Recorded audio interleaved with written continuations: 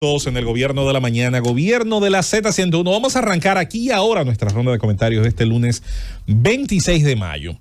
Mire, hemos dicho en otras veces, en otros espacios del Gobierno de la Mañana y de la Z101, que los pueblos del país, los principales municipios del país, todas las provincias del país, una de las formas de abocarse a su desarrollo es cuando sus élites, es decir, sus grupos de máxima importancia en lo económico, en lo académico, en lo político, en la lucha social, incluso, ¿por qué no?, sus figuras que resaltan en el deporte, en el arte, en cualquiera de los oficios que puede permitir que uno de sus hijos resalte en la sociedad. Cuando esos grupos se unifican, pueden hacer una presión más efectiva, incluso a veces tan efectiva como el voto. Lo ideal es con el voto, que genera representación directa en democracia, pero con la presión de esos grupos sociales que están legitimados por su ejercicio en cualquiera de los aspectos que anteriormente mencioné, suele generarse una presión que, digamos, equilibra y puede, sobre todo cuando encuentra puntos de avenencia, lograr grandes cosas. Uno de los mejores ejemplos de que esto es así, y ese aprendizaje que voy a citar ahora fue tan bien aprendido que permitió evolucionar en un mecanismo moderno para el desarrollo de una comunidad, es Santiago de los Caballeros. Santiago en los años 60, ya caída la dictadura, tuvo su primera aproximación al concepto de un Consejo de Desarrollo. Ese Consejo de Desarrollo, que no tenía necesariamente una ley normativa ni orgánica como hoy sí existe, le permitió en su momento a esos grupos de avanzada sentarse en una mesa, dirimir proyectos de interés común, encontrar financiamiento común y desde allí presionar positivamente a las autoridades que gobernaban el país y la región para encontrar avances como fueron en su momento la Pontificia Universidad Católica Madre y Maestra, que es posiblemente el mejor vestigio de esa agrupación que desde esa década comenzó a hacer ese trabajo. Pero de ahí se desarrollaron los primeros aprestos para desarrollar la cementera, que lleva la marca precisamente de la región. Pero a partir de ahí surgió banca propia de Santiago. Surgieron niveles de desarrollo económico en la parte privada y exigencia de obras en la parte pública, el puente de los hermanos Patiño, una serie de construcciones y de niveles de desarrollo que hoy se reflejan en tener una de las zonas francas más importantes del país, la más importante numéricamente en muchísimos aspectos. De manera que Santiago vio cómo avanzaba los efectos positivos que tiene cuando se agrupan sus élites. Y quiero insistir, porque la palabra élite ha sido en los últimos años asumida en un lenguaje despectivo. Creo que eso tiene mucho que ver con las guerras ideológicas. Pero una élite es simplemente lo más destacado de un grupo en específico. Y por eso insisto en que hay élites intelectuales, las hay académicas, las hay mediáticas, como las hay también económicas y políticas. En virtud de esa realidad, en el año 1997, el 26 de noviembre, se formaliza la creación de algo que ya tenía vida, pero que no la tenía desde el punto de vista formal, que es el Consejo para el Desarrollo Estratégico de Santiago, el CDS. Desde 1997 para acá no ha hecho sino avanzar. El Poder Ejecutivo lo incorporó en un decreto, el decreto 5798 lo convirtió en una herramienta que desde su formación con actores públicos y privados forma parte del diseño de políticas públicas en Santiago. Y eso se ha notado en el tiempo, en cómo Santiago ha tenido un desarrollo espectacular en muchas áreas. Luego vino la ley 122-05 que regula y fomenta asociaciones sin fines de lucro, que terminó de darle toda la estructuración presente, actual, y que ha permitido a esta institución ser funcional a Santiago. ¿Qué resulta?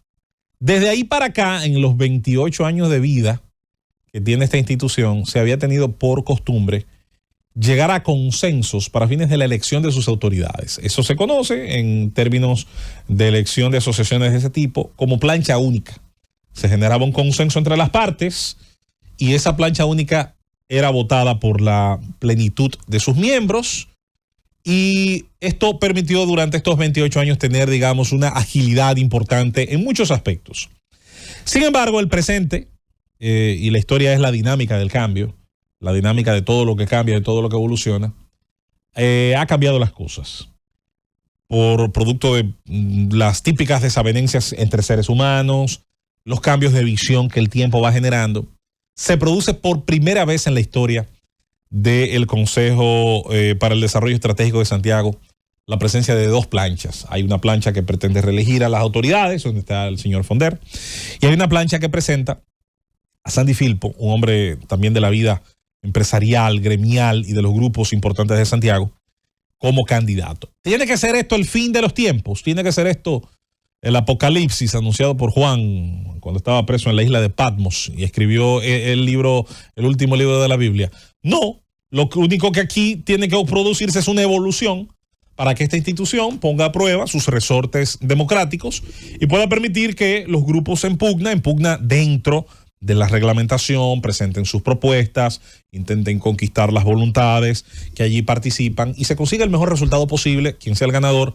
Entonces desde allí dirija los destinos de una institución que ha sido altamente útil y que tiene que seguir siéndolo para la vida de Santiago como el más importante municipio fuera del Gran Santo Domingo y como símbolo, señores, de que la voluntad, sobre todo la que proviene del trabajo, del esfuerzo, del talento de los santiagueros y los ibaeños, se sigue expresando en un desarrollo ejemplar dentro de la nación dominicana. ¿Dónde radica el problema? Bueno, que hay gente, parece, que cuando se cuestionan las unanimidades, que cuando se rompen los acuerdos que ayer permitieron elegir sin que hubiese candidatos en pugna, entienden que es el acabose, que es el fin del mundo y que esto no puede ser, no puede pasar.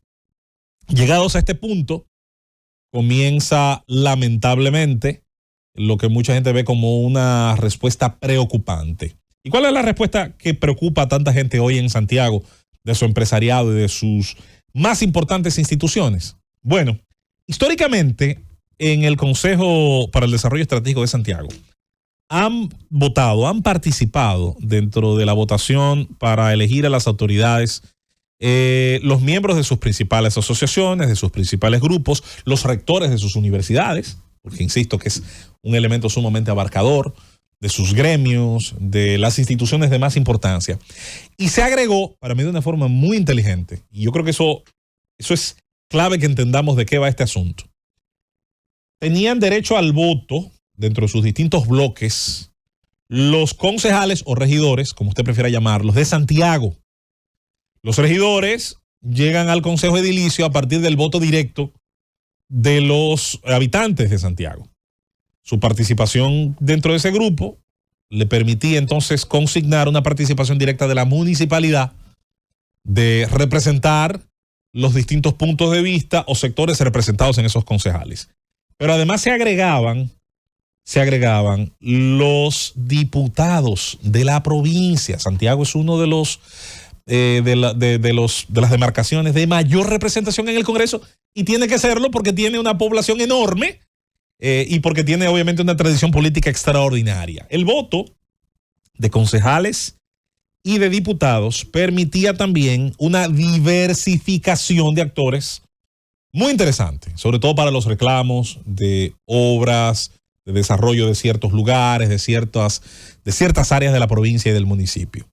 Se ha pretendido negarle el voto a regidores y a diputados en esta oportunidad, basándose en una apreciación muy ajustada, muy oportuna para algunos, muy infortunada para otros, que creo son la mayoría, de que estos actores hoy, se entiende, casualmente hoy, no son miembros orgánicos de la institución. Hoy alguien ha descubierto, se ha levantado, ha tenido una serendipia, ha dicho eureka, como Pitágoras, y encuentra que estas personas que han votado por 30 años, que han sido parte por 30 años, como miembros de pleno derecho de este Consejo Económico para el Desarrollo de Santiago, pues alguien hoy ha encontrado dentro de alguna de esas, generalmente ocurre casi siempre, y con el perdón de Conde, siempre se llama un abogado creativo, que tú tienes unos colegas que son muy creativos.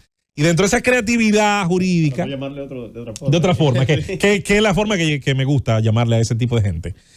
Siempre aparece un creativo y le ofrece una solución a quien entiende, con los números en la mano, parece que no tiene un buen destino de votos. Y es anular ese derecho que por 30 años ha estado ahí por uso, costumbre, tradición y legitimidad de este Consejo para el Desarrollo Estratégico de Santiago. Vamos a observar desde aquí con todo el legítimo interés de la ciudadanía, de los amigos nuestros, de la gente buena de Santiago, de la gente trabajadora, qué va a ocurrir y cuál va a ser la reacción de quienes deberán vigilar que estos comicios internos lleguen a buen puerto, tengan solución, pero sobre todo tengan la legitimidad que hasta hoy siempre ha tenido para elegir esta autoridad, este Consejo Económico de Desarrollo de Santiago, el CDS, y pueda seguir siendo la mejor de las herramientas que ha tenido Santiago de los 30 Caballeros para su desarrollo. Pausamos y seguimos con más. Este es el Gobierno de la Mañana de la Z101. Llévatelo, Francis.